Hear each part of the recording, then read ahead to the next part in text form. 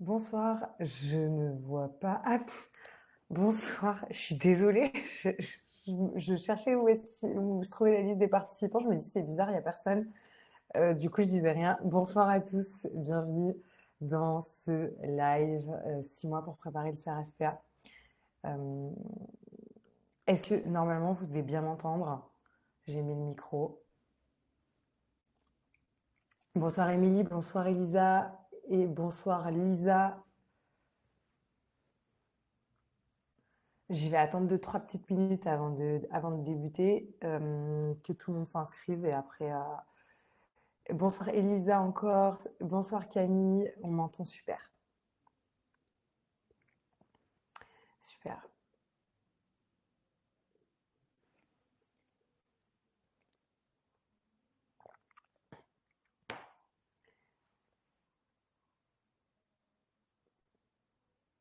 Bonsoir Ayette. Il y a que des filles, il y a toujours que des filles, il y a que des filles qui préparent le CAFPA, on dirait. Hello Clara.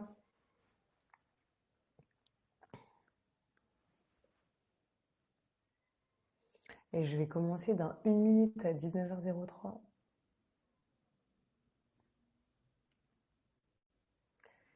Hello Jasmine. Bonsoir Inès, bonsoir à toutes. Du coup, peut-être qu'il y a des garçons qui ne s'expriment pas. Donc, hello Marilou. Donc, je vais dire bonsoir à tous plutôt. C'est parti pour ce live. 6 mois pour préparer le CRFPA parce qu'on est à peu près à 6 mois des épreuves. Je vais aborder 5 points. Comment organiser ses révisions? Quel support utiliser? Comment aborder le droit des obligations? Quand aborder la note de synthèse, comment rester motivé. Et à la fin, on fera une FAQ dans le chat.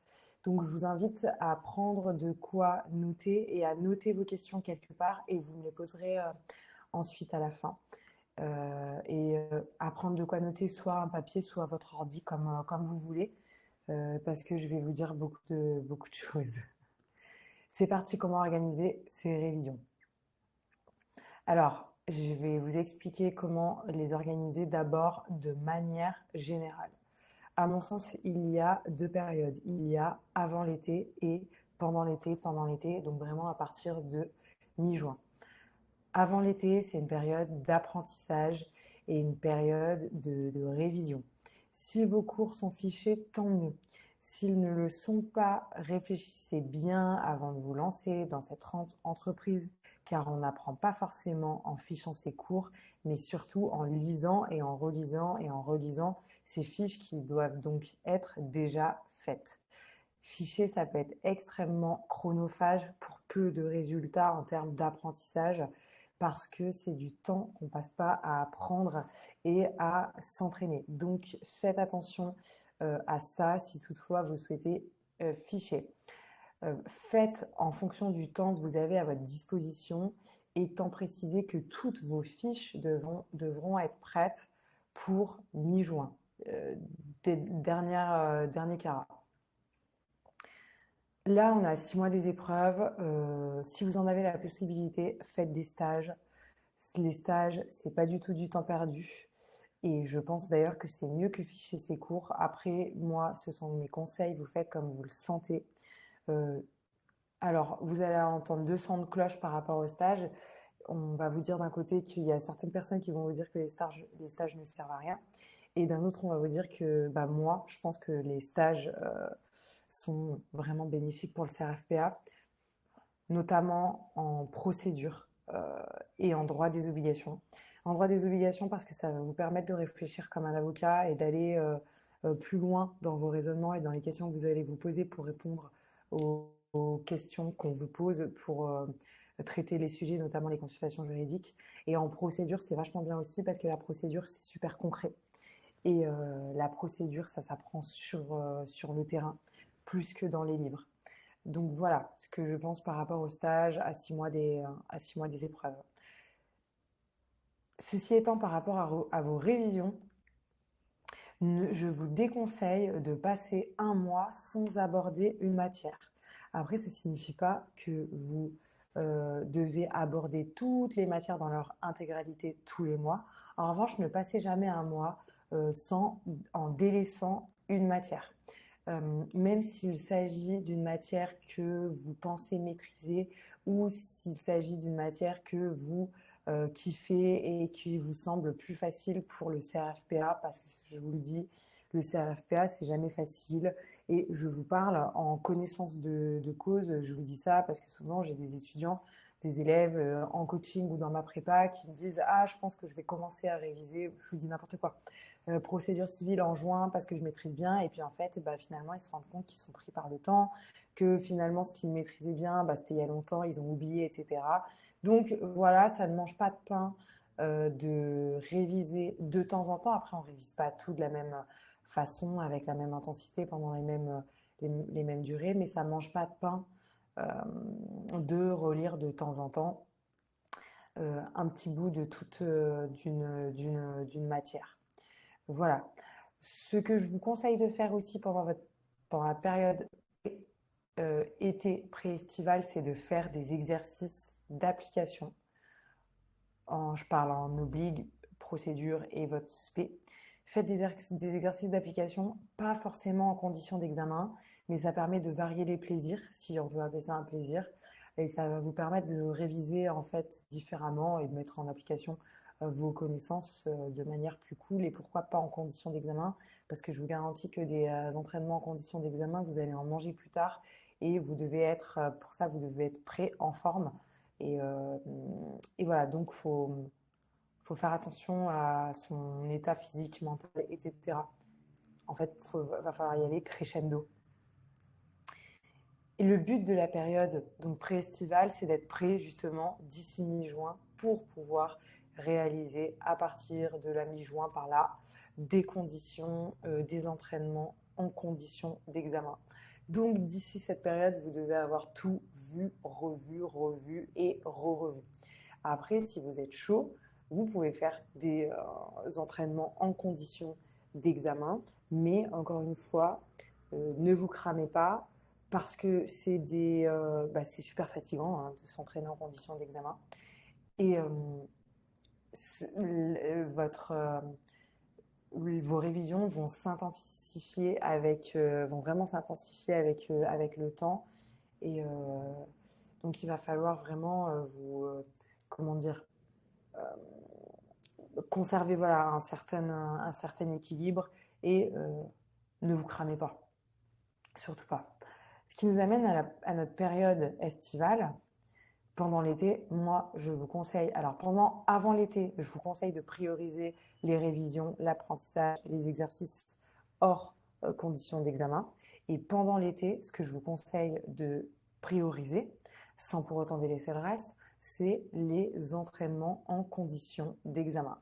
En droit des obligues, je vous conseille d'en faire une bonne dizaine. Pour vos spécialités, je vous conseille d'en faire 5-6. Pour procédure, 5-6 aussi. À cela, vous allez y ajouter les annales des 3 ou 4 dernières années pour chacune des épreuves que je viens de citer. Les annales en conditions d'examen, bien entendu, en plus des entraînements donc. Mais attention, les annales, gardez-les de côté, gardez-les au chaud, parce que des annales, il n'y en a pas à l'infini et c'est vraiment le meilleur moyen de vous tester. Donc je vous déconseille fortement d'aller juste lire les annales par curiosité pour voir à quelle sauce vous allez être mangé. Non, non, non. Les annales, c'est hyper précieux pour votre préparation. Donc, vous les ferez en juillet, août, une fois que vous vous serez suffisamment entraîné sur d'autres examens, sur d'autres sujets, pardon, façon épreuve. Je vous conseille également d'apprendre les corrections de vos pratiques plus que les cours et de corriger de compléter vos fiches les fiches que vous avez faites ou les fiches que vous avez achetées avec les corrections de cas pratiques. Et ça vous permettra également de créer vos majeurs. En tout cas, une grande partie de vos majeurs. Et je vous conseille également de préparer vos codes toujours avec les corrections de cas pratiques. Donc voilà pour votre orga de manière générale. Ensuite, ce que je vous conseille de faire chaque mois, c'est de déterminer des objectifs. 5 types d'objectifs en termes de parties chapitres à voir d'une matière, en termes de fichage, si vous souhaitez ficher, en termes de nombre d'exercices à réaliser, des petits exercices petits, des exercices d'application, en termes d'entraînement en conditions d'examen, si vous souhaitez en faire, que vous souhaitez faire surtout, et en termes d'annales que vous souhaitez réaliser. Et tout ça, vous allez les répartir tous les mois. Donc, on détermine ses objectifs chaque mois et le fait d'avoir déterminé ses objectifs comme ça chaque mois, ça va vous permettre de créer votre planning à la semaine. Et votre planning à la semaine va vous permettre de créer des to-do list à la journée. Les to-do list à la journée, ce n'est pas une obligation. Moi, personnellement, j'en fais pas. Et une fois que j'ai dégrossi mes gros, là, je vous ai dit les périodes avant, après, et surtout que vous avez fixé vos objectifs pour chaque mois, moi, j'utilise, ça c'est mes planeurs. Et en fait, là, vous mettez vos objectifs du mois. Et ici, on retrouve 4 colonnes et c'est ce que je dois faire chaque semaine. Et en gros, mes objectifs du mois, je vais venir les répartir là, dans chaque semaine. Et ça, vous ne voyez pas ça à l'envers, mais ça, c'est la première semaine du mois. Semaine 1, 2, 3, 4. Et je ne sais pas si vous voyez, la première, je mets beaucoup de choses. La deuxième, un peu moins. La troisième, un peu moins. La quatrième, un petit peu moins. Parce que je sais que je vais décaler et que on n'arrive pas à respecter son planning. Et donc, je sais que je vais décaler. Alors, je me garde toujours un petit peu de place pour la dernière semaine. Parce que sachez que c'est une règle de productivité. Là, je vous parle par rapport à votre planning de manière générale. On n'arrive pas à respecter son planning. Parce que souvent, on a de grandes ambitions. C'est très bien d'avoir de grandes ambitions, sauf que la vie réelle nous rattrape et on va avoir des imprévus, des indisponibilités, on va être malade, on va avoir un problème perso, etc. etc. Donc, c'est pas grave si vous ne parvenez pas à respecter votre planning. Ne vous flagellez pas, personne n'y arrive. Pour autant, votre planning, il doit quand même rester challengeant et atteignable, mais parfois, on n'arrive pas à faire tout ce qu'on avait prévu dans la semaine. C'est pas grave. Vous devez, en revanche, toujours vous adapter et toujours trouver des solutions pour pouvoir arriver sensiblement au même résultat. Mais c'est tout à fait normal de ne pas réussir à respecter son planning. La règle d'or, c'est de toujours s'adapter et de s'écouter. Voilà ce que je voulais vous dire par rapport à l'organisation. Je passe ensuite au support à utiliser. Alors, je vous déconseille d'utiliser, de multiplier des supports de même nature ou des supports qui ont un même objectif.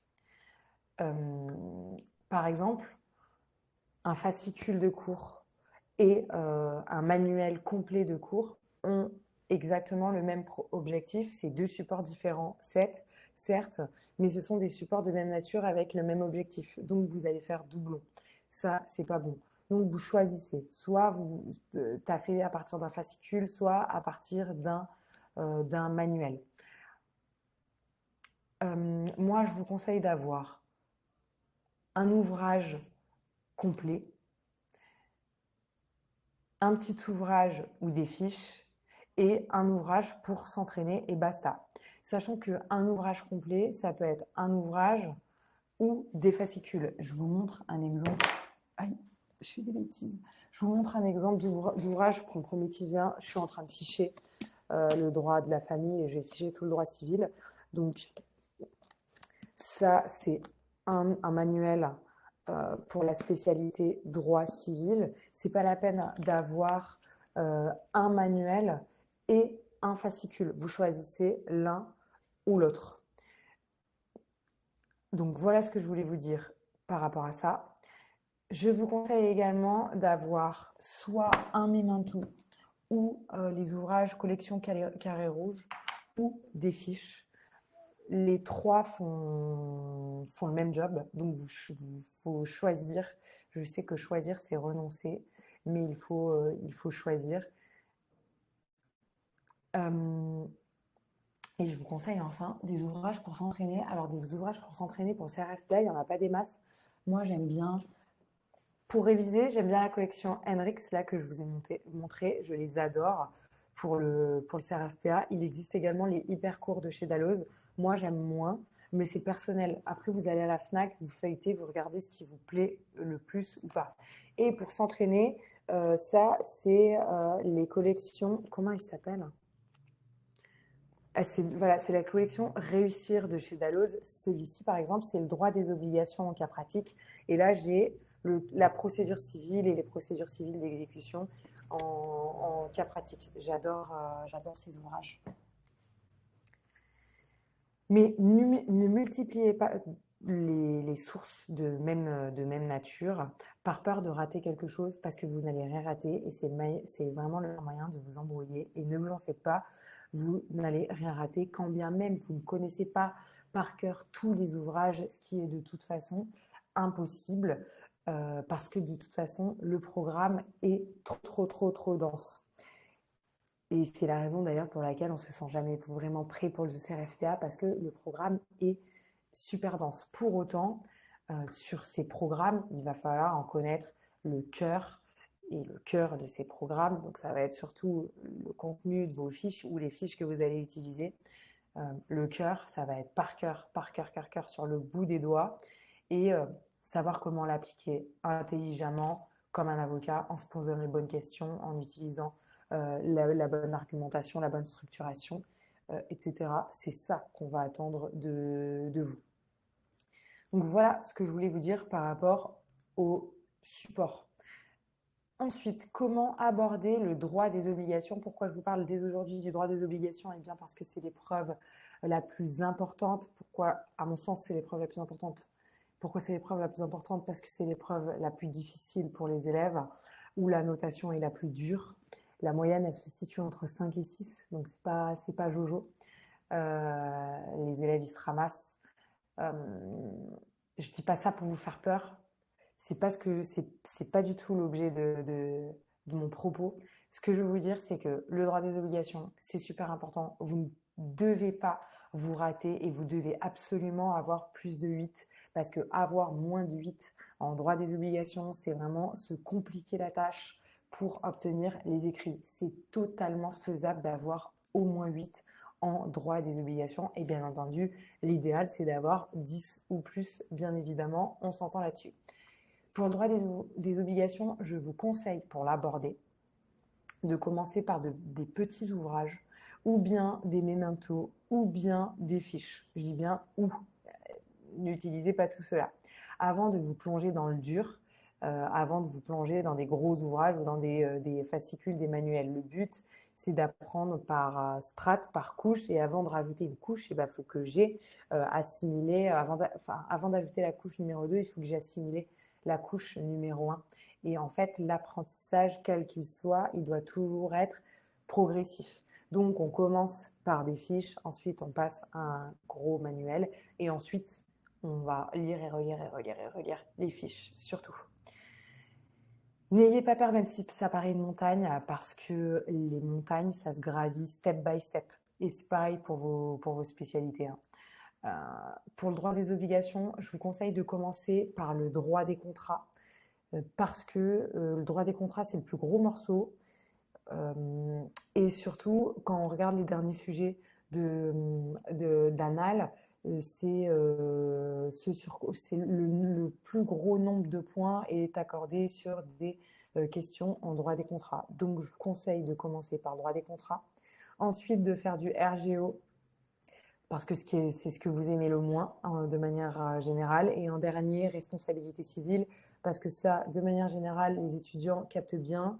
Et c'est pas ce sur quoi le nombre de points porte le plus quand on regarde encore une fois les derniers sujets d'Anal. Voilà, moi, je pense à cette stratégie-là pour le droit des obligations. Attention, c'est comme pour... je passe pas un mois sans avoir révisé une matière. J'attends pas d'avoir fini le droit des contrats pour commencer RGO. Et en fait, je vais d'abord faire beaucoup de droit des contrats et en même temps, je vais faire un petit peu de RGO. Ensuite, je vais basculer vers le RGO je vais en faire beaucoup et je vais y ajouter de la RC. Et ensuite, je vais terminer par la RC, puis refaire du droit des contrats, etc. etc. Vous faites coulisser. Voilà. Et je vous conseille pour le droit des obligations d'alterner régulièrement des révisions, quelles qu'elles soient, c'est-à-dire sur des manuels ou sur des fiches, et des exercices d'application. Voilà, pour encore une fois varier les plaisirs. Non, pas du tout. Voilà ce que je voulais vous dire par rapport à comment aborder le droit des obligations. Ensuite, par rapport aux notes de synthèse, est-ce que c'est pas trop tôt pour les commencer? Alors moi, mon avis sur la question, c'est que c'est comme au sport, plus vite on commence, plus vite on finit.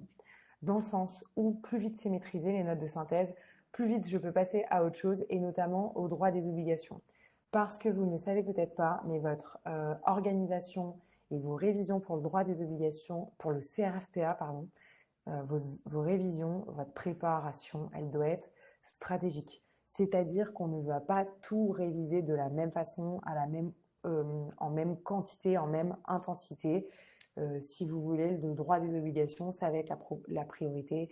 Ensuite, je vais faire ma spécialité ou la procédure et, j'intercale les notes de synthèse. Ensuite, vous n'allez pas tous réviser de la même façon parce que moi, par exemple, il y a des choses que je vais plus apprécier qu'un autre élève et quand on apprécie quelque chose, c'est plus facile de le réviser.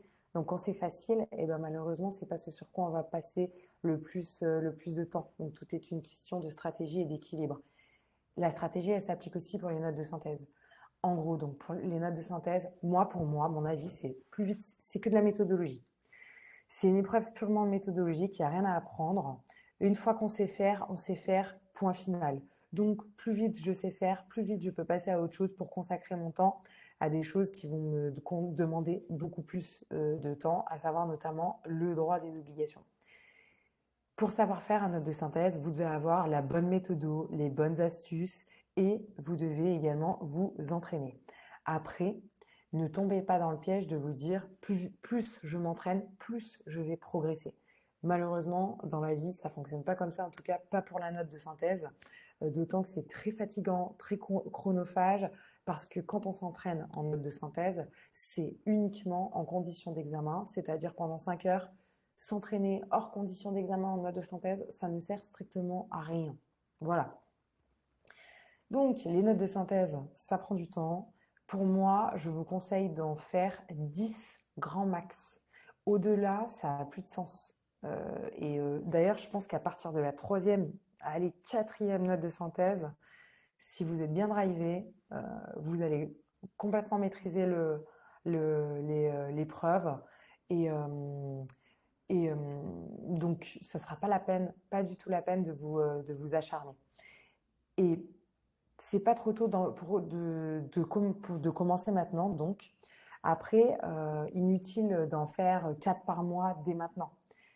Moi, je commencerai dès maintenant et j'en ferai d'ailleurs 2 d'affilée pour pouvoir appliquer les remarques qu'on va me faire rapidement pour pouvoir rapidement m'imprégner de mes erreurs et rectifier le tir. Ensuite, faut faire en sorte des petites piqûres de rappel. Il reste combien de mois? Ça ferait, si vous en faites 2 maintenant, ça en ferait 2. Ouais, ça en ferait un peu beaucoup. Une par mois. Ou alors, si vous n'en faites pas une par mois, si vous voulez vous en garder pour juillet et août, parce que ça va vous stresser de ne pas en faire pour juillet et août, et bien là, vous en faites vous en faites 2 d'un coup, une 3e en mars, et puis ensuite, en avril, par exemple, vous pouvez faire petite pause, avril, mai, petite pause, et reprendre juin, juillet, août. Attention, la note de synthèse, encore une fois, ça sera à vous de voir en fonction de votre feeling, c'est quelque chose qui ne s'oublie pas. Et le droit des obligations, c'est quelque chose qui s'oublie plus que la note de synthèse, le droit des obligations et tout le reste. Donc, soyez malin par rapport à ça. Voilà ce que je voulais vous dire par rapport aux notes de synthèse. Maintenant, comment rester motivé? Pourquoi je vous dis ça maintenant? Parce que moi, je sais comment vous allez être. Et vous allez être d'humeur totalement changeante et ça va être vraiment cyclique. Vous allez être là, normalement, bah là, on est au top. Hein, là, vous allez motivation, plus. Et vous allez voir, la motivation, c'est pas comme ça. Ma motivation, elle va pas comme ça. Plus je me rapproche de l'examen, pas du tout. La motivation, c'est vraiment comme ça. Et la motivation, quand elle est là, bah, c'est génial, j'ai rien à faire. En revanche, le problème qui se pose, c'est quand elle est là, quand elle est en bas. Et là, je suis dans le dur. Et c'est là qu'il va falloir aller chercher en vous ce que vous avez dans le ventre. Sachez que votre motivation, elle va varier en fonction de votre fatigue, de votre entourage, de votre vie personnelle, des notes que vous allez avoir en prépa, des changements dans votre agenda, des objectifs que vous allez peut-être pas atteindre, etc., etc. Et je trouve que le plus dur dans le CRFPA, c'est qu'on est vraiment seul face à soi-même, même si on révise avec des copains-copines, ça va vous arriver d'avoir des coups de démotivation. N'oubliez pas ce que je vous ai dit aujourd'hui, c'est tout à fait normal. Mais par contre, il ne faut pas du tout se laisser faut pas se laisser faire. En fait, quand la démotivation elle arrive, il faut vite mettre en place en gros des habitudes, des automatismes pour aller contrer ça parce que votre temps est très précieux et vous ne pouvez pas passer du temps à mal réviser ou à être pas bien. Si de temps en temps ça fait du bien d'être pas bien et de chialer un bon coup, mais après il faut vite savoir repartir. Donc vous vous écoutez parce que c'est pas interdit d'être démotivé. Ne vous flagellez pas, c'est pas grave, ça nous arrive à tous, ça m'est arrivé, ça va vous arriver, c'est tout à fait normal. Euh, je vous conseille d'en parler à des gens qui vous comprennent. Si vous allez en parler à votre maman ou votre papa, ils vont dire ah mais c'est pas grave ma chérie, allez donne tout ce que tu as, blablabla. Mais ils vont pas comprendre ce qu'on vit. Ce qu'on vit c'est vraiment dur, c'est vraiment intense, il y a beaucoup d'enjeux et donc il faut vraiment s'adresser à des gens qui vont pouvoir vous comprendre. Ça va vraiment vous faire du bien. Vous pouvez également venir m'en parler dans ma FAQ que je fais tous les mercredis sur Instagram. Je vous conseille également de quand vous n'êtes pas bien, fatigué du coup, démotivé, de vous fixer des mini-objectifs avec des récompenses. Ça, c'est pas mal. Ça permet de relancer la machine et de voir que vous êtes toujours capable de faire des choses, même des petites choses. C'est pas grave. Si on fait des petites choses, une petite chose, puis une petite chose, puis une petite chose, et ben au final, ça fait des grandes choses. Les notes ne veulent rien dire. Les notes que vous allez avoir en prépa, elles ne veulent rien dire. Les seules notes qui vont compter, c'est pour le CRFPA. Vous pouvez venir m'écrire quand vous voulez. Vous pouvez prendre des séances de coaching si vous le souhaitez. Je propose ça en one-to-one pour vous aider à vous organiser, à planifier.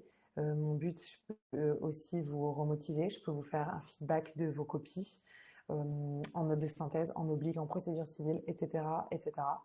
Sachant que je ne parle pas que de droit, je vais parler de plein de choses, de votre situation, etc. Et parfois, si vous me connaissez, peut-être que vous savez que ça peut faire du bien de m'entendre. Et si vous ne me connaissez pas, en général, pour les étudiants, on m'a souvent dit que j'étais de bons conseils. Et surtout là, ce que vous ne devez pas oublier, vous devez toujours penser à la robe. Vous pensez à vous en robe. Ou alors, si vous ne voulez pas m'aider, vous pensez à vous dans votre putain de bureau d'avocat, gros bureau, cheminée, moulure au plafond, etc., etc. La visualisation, ce genre de choses, ça marche vachement. N'oubliez pas, pensez à la robe, la robe, la robe, la robe. Vous mettez des photos de robe, vous mettez des trucs, il faut que vous le voyez. Pourquoi ça? Hop, ça fait une petite piqûre de rappel quand on va pas bien et ça fait du bien. J'en ai terminé, c'était mon dernier conseil. Je vais brièvement vous présenter ma prépa et après, je vais répondre à toutes vos questions. Alors moi, pourquoi j'ai créé ma prépa? En gros, j'ai créé la prépa que j'aurais voulu avoir quand je passais moi le CRFPA et que j'étais seule, que je bossais à côté, que j'avais pas les moyens de me payer une vraie grosse prépa et ce que je trouvais injuste et ce qui ne m'a pas pour autant empêché de réussir et du premier coup, mais c'était injuste qui avait tout ou rien. Donc, je sais maintenant, avec du recul et mon expérience, ce qui a fonctionné pour moi et ce qui fonctionne pour les candidats au CRFPA. Et j'aimerais que ça fonctionne également pour vous. Ce qui a fonctionné pour moi, c'est euh, la stratégie, être hyper organisé, réviser à mon rythme, réviser avec des fiches et non pas avec des cours de 200 pages ou des fascicules. Et ça a été de m'entraîner un max avec mes fiches et mettre l'accent notamment sur le tronc commun parce que c'est ce qui ne pardonne pas en général au CRFPA. Et dans ma prépa, je vais donc mettre moi à votre disposition de nombreux supports vidéo et écrits qui vont vous permettre d'atteindre tous ces objectifs. Et je mets l'accent sur ce qui est à mon sens le plus important, à savoir la note de synthèse et le droit des obligations, avec des corrections personnalisées, des fiches, des entraînements ensemble, des masterclass en live, des masterclass enregistrées, etc., etc. Focus, note de synthèse, droit des obligations. Attention pour les procédures et vos spécialités. Je ne peux pas vous préparer autant qu'en note de synthèse et qu'en droit des obligations, comme dans une autre prépa, parce que je n'ai pas la prétention de faire la même chose que les autres tout en étant 3 fois moins cher, c'est pas possible. Et c'est pas mon but. Parce que de toute façon, aussi, je suis civiliste. En revanche, moi, je pourrais vous driver, vous aider à vous organiser, vous coacher, vous faire réfléchir comme des avocats, vous apprendre à vous poser les bonnes questions pour aller chercher un maximum de points en consultation juridique. Et ce que je vais vous dire pour le droit des obligations, ça va être valable pour les autres consultations juridiques que vous allez avoir à réaliser en épreuve. Et en revanche, ce que je vous propose pour les épreuves, pour la procédure, c'est les corrections des 3 dernières annales qui ont été réalisées par des avocats et par moi, de toutes les épreuves de procédure. Ma prépa, j'ai première édition l'année dernière, j'ai eu 37% d'admissibilité en 2023 et 25%, 37% d'admissibilité. Donc, je suis très fière. Et 25% d'admission.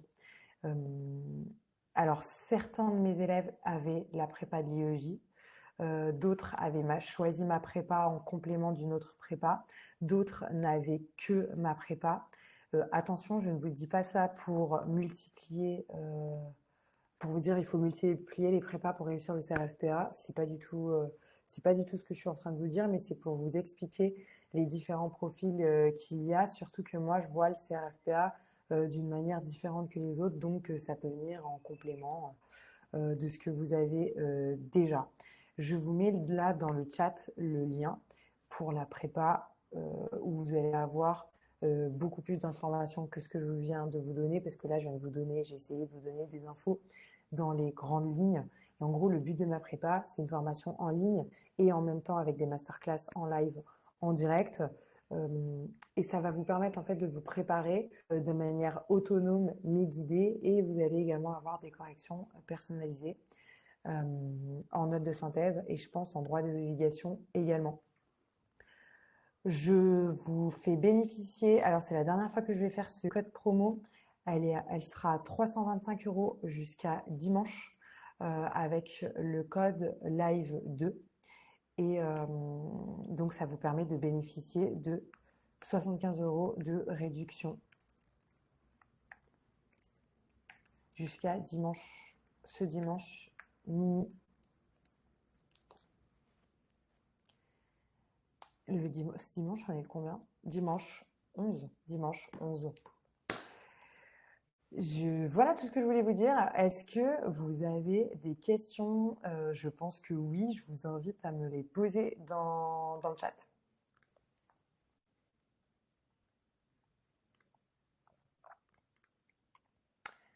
Et ah oui, dernière chose que j'ai oublié de vous dire.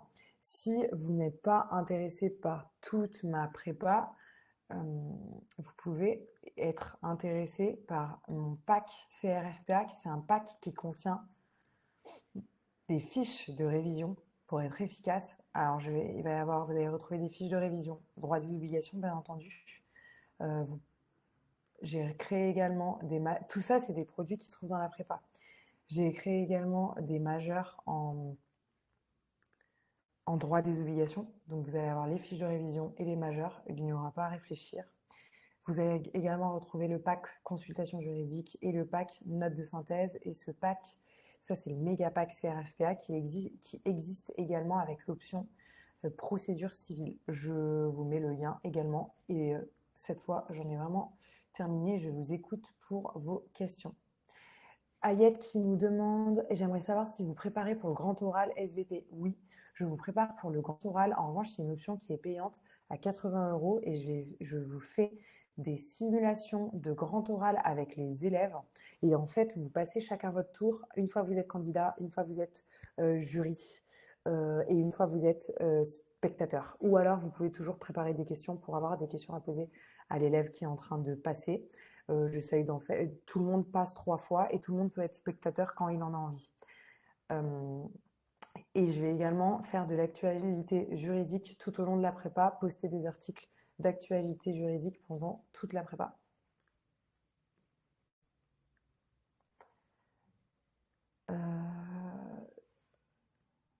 Je vous laisse poser vos questions, soit dans le chat, soit dans la catégorie questions. C'est comme vous voulez. Je ne sais pas comment vous voyez les choses en fait de votre côté.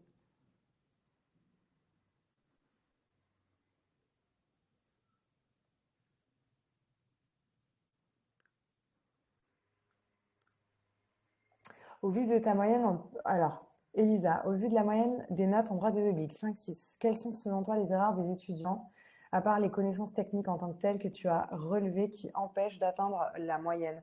Là, très brièvement,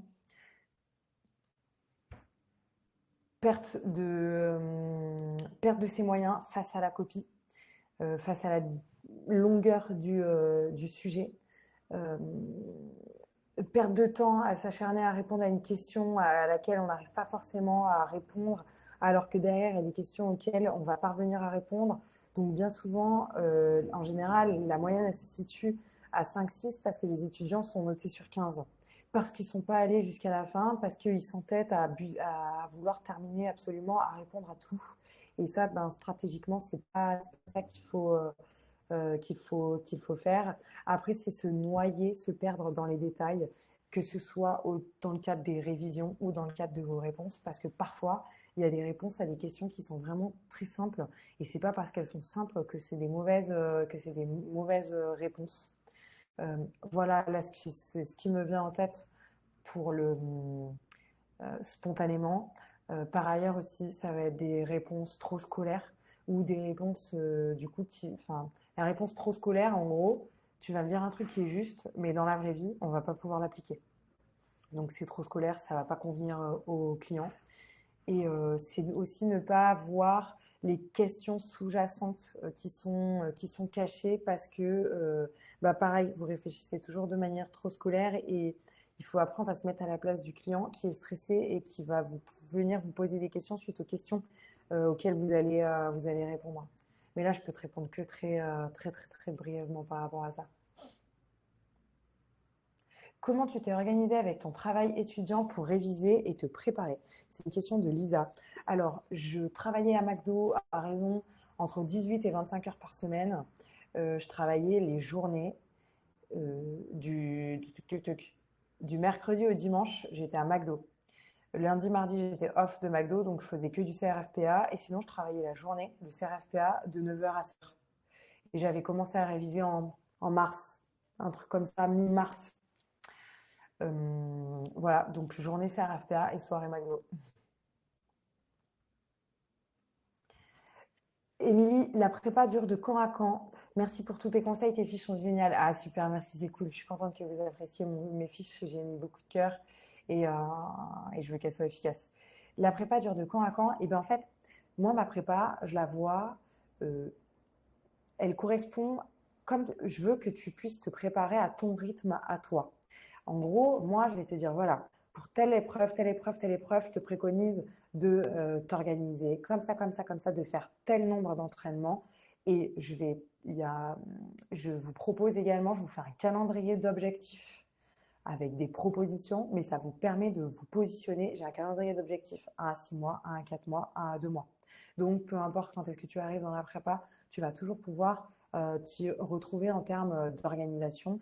Et la prépa a un calendrier également.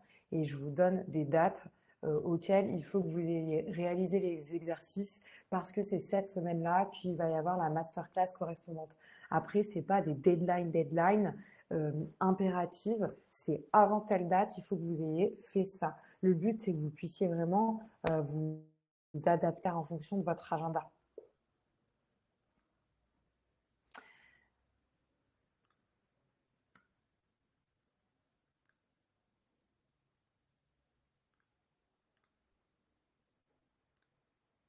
De rien, de rien. Je continue. Normalement, pour le moment, je suis à jour des questions, mais je suis toujours dispo pour vous répondre.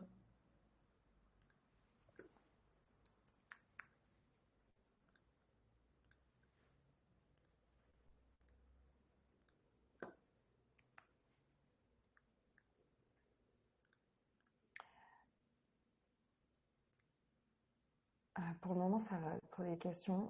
Je vous vois tapoter, donc je sais que vous en avez d'autres.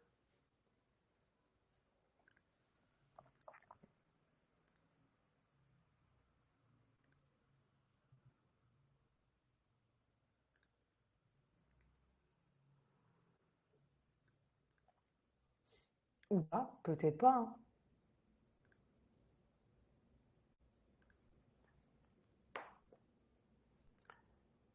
Euh, Non, je vois que vous écrivez.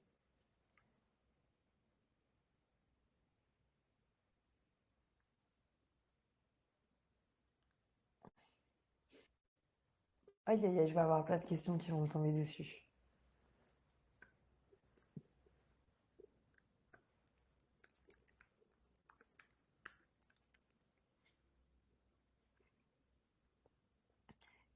Hello Léa, pardon, je vois rien, mes lentilles sont plus à jour. Conseilles-tu de travailler plutôt seul ou à plusieurs? Ça dépend, ça fait partie de la méthode de travail. Donc ta méthode de travail, ça va être plusieurs ingrédients, donc ça va être un chronotype, fiché, pas fiché, etc. Et ça va être aussi travailler seul ou à plusieurs. Moi, quand je révisais le CRFPA, je ne révisais pas seul. En revanche, je révisais avec des gens qui ne passaient pas le CRFPA parce que je ne voulais pas en entendre parler. Après, moi, c'est moi. Euh, c'est- Ça, c'est un truc qui est vraiment totalement personnel. Donc, Lisa, donc ta prépa nous donne des sujets que en droit des obligations et en note de synthèse STP. Exactement, exactement. Et en plus, tu as les corrections des annales de droit des obligations et de toutes les épreuves de procédure, quelle que soit la spécialité que tu as choisie. Parce qu'en fait, moi, je considère que si vous voulez, quelle que soit la prépa que vous choisissez, la prépa ne fait pas tout pour réussir. Ça doit venir également de vous. Et pour moi, vos spécialités, bah, vous êtes meilleur que moi, sauf en procédure civile. Mais vous allez être meilleur que moi pour vos spécialités. Et si vous voulez, pour vos spécialités, ce n'est pas du tout là où vous allez vous manger. Vous avez en général des bonnes notes en spécialité et de très bonnes notes en procédure civile. C'est pour ça que je mets l'accent sur le reste et que pour vos spécialités, eh ben, vous pouvez vous entraîner avec des ouvrages comme ça. En revanche, en procédure civile, je vais faire des masterclass de procédure civile parce que j'adore ça. Voilà. Euh, Question de Célia. Selon toi, comment appréhender la note de synthèse? Quels sont les premiers réflexes devant sa copie? C'est ma hantise. Il ne faut pas du tout que ce soit ta hantise, la note de synthèse. Franchement, ça fait peur parce que c'est une épreuve de 5 heures et tu te dis, oulala, là, là, là, il faut 5 heures pour faire un truc, c'est que ça doit être vraiment compliqué. Pas du tout. C'est qu'en fait, si tu veux, la note de synthèse correspond à la réalité du terrain.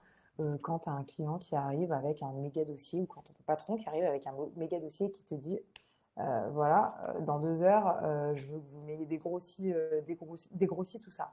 Et bien, c'est ça, la note de synthèse. Donc, avant d'avoir des premiers réflexes sur ta copie, si tu veux, moi, dans ma prépa, je vais vous donner ma méthodo de la note de synthèse avec mon pack note de synthèse, puis je fais une méthodo en vidéo. Derrière, je vous laisse faire votre première et ensuite, je vais vous faire part des erreurs que font les étudiants pour pouvoir vous rectifier le tir et je vais vous faire part également des astuces qui vont vous permettre d'avoir vraiment de bonnes notes en note de synthèse, mais c'est step by step. Donc là, devant ta première copie, tu vas avoir aucun réflexe déjà. Essaye de faire ta première note de synthèse en 5 heures avec la méthodo à côté, mais faire la première en 5 heures, tu verras, tu vas y arriver. Hello Léa, une question d'Inès. Conseilles-tu de commencer à préparer le grand oral dans l'hypothèse d'être admissible dès maintenant ou conseilles-tu de laisser passer les écrits avant de commencer? Moi, je suis de la team, je vais réussir. Si je réussis, il faut que je me prépare au grand oral. Et donc, le grand oral, c'est dès maintenant. En revanche, tu ne vas pas être focus grand oral, mais 20 à 30 minutes par jour d'actualité juridique ou surtout de culture juridique, parce que la culture juridique, tu ne vas pas l'acquérir du jour au lendemain. Et, euh, et aussi, la pression, elle va monter cet été, sauf que cet été, tu vas devoir t'entraîner. La priorité, ça reste quand même de réussir les écrits sans pour autant trop délaisser l'oral. Tout est une question d'équilibre tout le temps. Mais si tu veux, d'un point de vue, euh, le fait de commencer à réviser l'oral t'envoie un signal de réussite à ton cerveau. Et après, ouais, mais peut-être que j'aurais révisé l'oral pour rien si je suis pas admissible. Ouais, mais tant pis. Dans la vie, quand on prend pas de risque, eh ben on obtient en général pas grand-chose. Clarisse, est-ce que si on souhaite passer le CRFP en 2025 et que l'on commence à réviser assez tôt, est-ce jouable sans prépa? Pour moi, réviser le CRFP pendant plus d'un an n'a pas de sens, prépa ou pas. Voilà, je ne sais pas si ça répond à ta question.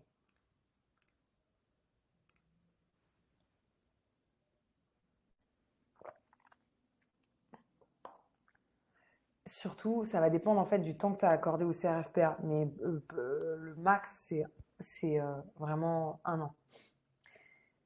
Émilie, selon toi, qu'est-ce qui peut faire la différence dans une copie de droit des obligues, histoire de ne pas avoir juste les mêmes majeurs que tout le monde? Et ben, ça va être de pas se poser les mêmes questions que tout le monde, anticiper ce que va pouvoir nous dire la partie adverse, anticiper les besoins de son client, se mettre à la place du client, sachant que le client, lui, il veut toujours que ça aille vite, il veut toujours que ça lui coûte le moins possible, prendre le moins de risques possible, ou alors il va vouloir récupérer le plus d'argent possible, le plus rapidement.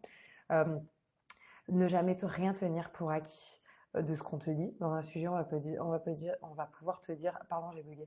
On va pouvoir te présenter le monsieur machin a signé tel contrat, hein, un contrat de bail d'habitation, blablabla. Bla, bla, bla, bla, bla. Et c'est pas parce qu'on dit que c'est un contrat de bail d'habitation que c'est forcément un contrat de bail d'habitation. Si ça respecte pas les dispositions légales qui concernent le bail d'habitation, bah dans ce cas-là, on peut pas appliquer les dispositions. Tu vois, ce genre de choses. Là, je te dis ce qui me vient dans les grandes lignes.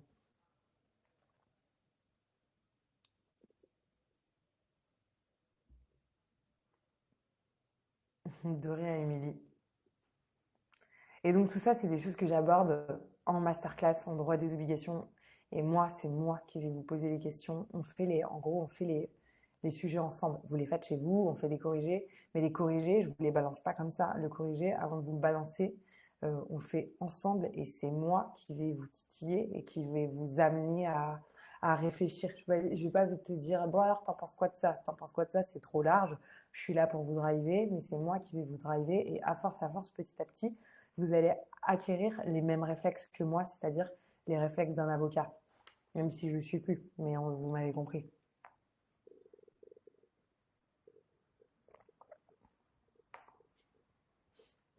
Normalement, je suis à jour des questions.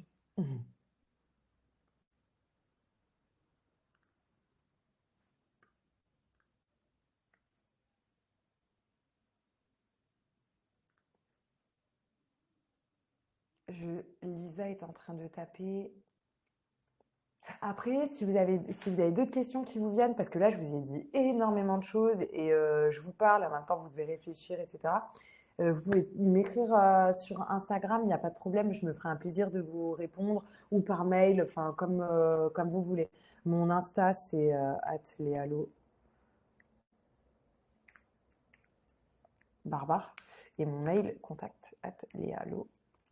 Voilà, il n'y a pas de problème. Vous me contactez, je suis là pour répondre à toutes vos questions.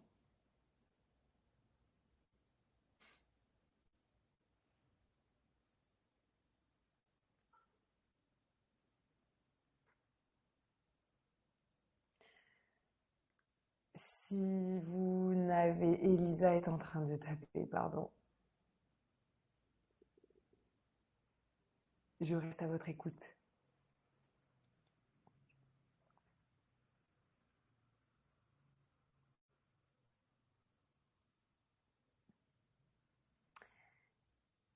Lila qui vient d'arriver, c'est pas grave si la question a déjà été posée. Il me semble que tu as repoussé d'un an ton entrée à les avocats pour voyager. Est-ce toujours possible aujourd'hui de faire ça? Ça dépend des écoles. Moi, j'avais demandé l'autorisation à l'école au préalable par écrit. Je leur avais bien envoyé un mail. Normalement, oui, parce que j'ai eu beaucoup d'élèves qui m'ont dit qu'ils l'avaient fait aussi. Mais pour ça, il faut que tu te renseignes au préalable directement auprès de l'école. Tu leur passes un coup de fil et on double toujours d'un mail. On double toujours d'un écrit. Un truc comme ça, hyper important. Hello Léa, c'est Camille. Est-ce que tu penses refaire d'autres vidéos comme ça durant les prochains mois?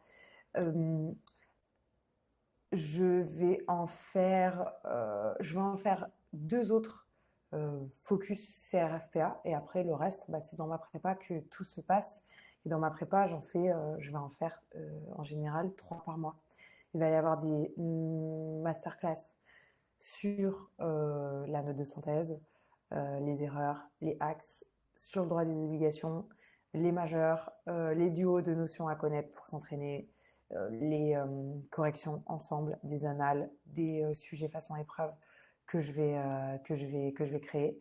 Et je fais également tous les mois la masterclass, le RDV Boost, pour faire la météo et prendre la météo de tout le monde, voir comment tout le monde va. Et parce qu'aussi, dans la prépa, on se pose beaucoup de questions, enfin, les candidats posent beaucoup de questions en live et les réponses aux questions, il n'y a pas de questions bêtes, hein, on dérange personne, les réponses aux questions profitent à tout le monde.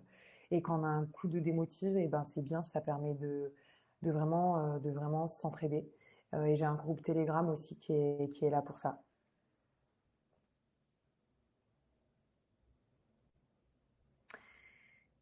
Comment se passe l'insertion après le passage du CAPA? C'est à toi de postuler au sein des cabinets ou bien tu es souvent prise au sein du cabinet, du dernier stage à réaliser? Ça dépend. Ça dépend vraiment parce qu'il y a des cabinets qui te prennent en stage final, mais pour une question d'économie, parce que tu coûtes moins cher qu'un collab, et il y en a d'autres qui ont pour objectif de te former pour ensuite t'intégrer dans leur cabinet. Mais je peux pas dire que souvent ça se passe comme ça, en fait, vraiment, ça dépend.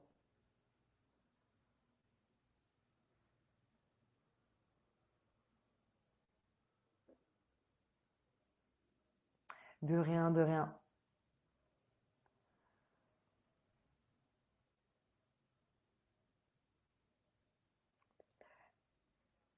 Je regarde si vous avez encore quelques questions.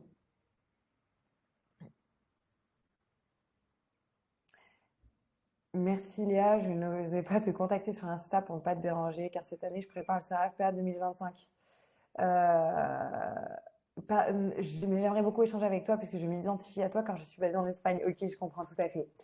Alors, moi, c'est pas que je veux pas vous répondre sur Insta. C'est que sur Insta, je peux vous répondre à vos petites questions. Mais des fois, vous me posez des questions et je vous comprends. C'est par rapport à votre avenir, les enjeux stratégiquement. Je reste dans ce master, je fais celui-là plutôt qu'un autre. T'en penses quoi? Quand est-ce que je me lance? Comment? Pourquoi? Etc. Tout ça, c'est de l'orientation. Je ne peux pas vous répondre comme ça sur Instagram parce que ça demande un échange, que je vous pose des questions, que j'analyse votre situation. Ça demande vraiment un échange humain. C'est la raison pour laquelle je propose des séances de coaching de 30 minutes, mais c'est des coachings orientation pour justement toutes les questions que vous avez à me poser. Euh, sur Insta, je peux vous répondre rapidement, mais je pourrais pas vous. Enfin, en fait, des fois, moi, les réponses, je peux pas vous répondre tant que moi, je vous ai pas posé des questions par rapport à votre situation. Il faut qu'on échange. Bref, je vous mets le lien pour les coachings. Il y a des vrais coachings d'une heure où je vais faire vraiment du CRFPA avec vous et je vais aborder d'ailleurs ce que vous avez envie qu'on aborde. Et je propose des séances de coaching de 30 minutes. C'est que de l'orientation.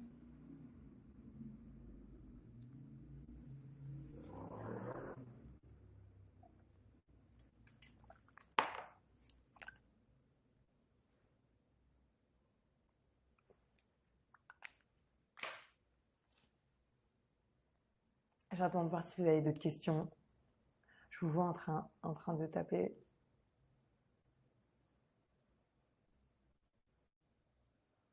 Tu conseilles de débuter une carrière en tant que salarié avocat? Pas du tout. Voilà.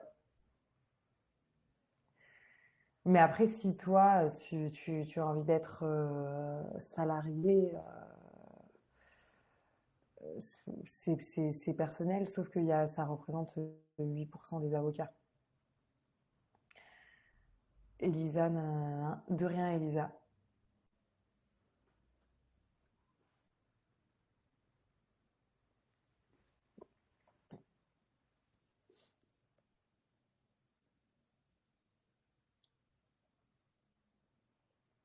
Je je vous vois plus taper, donc je pense qu'on a dû faire le tour des questions CRFPA et ma prépa. J'attends encore un petit peu, je regarde si vous tapotez. Et sinon, si vous avez plus de questions, eh ben, on peut se dire bonne soirée, à très bientôt. Et si vous en avez d'autres qui vous viennent après parce que vous avez eu un flash, une illumination, et ben, vous m'écrivez sur Insta, il n'y a pas de problème.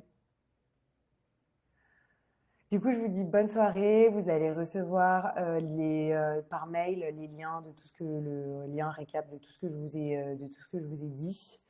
Euh, et voilà. Et la rediffusion, si vous n'avez pas pu tout voir, si vous avez pris le live en cours, merci à vous, merci de m'avoir écouté. Je vous souhaite une très bonne soirée. Bonne soirée à tous. Et je vous dis à très bientôt et bon courage pour le CRFPA, pour les révisions. On est ensemble, je suis toujours dispo. Ciao, ciao!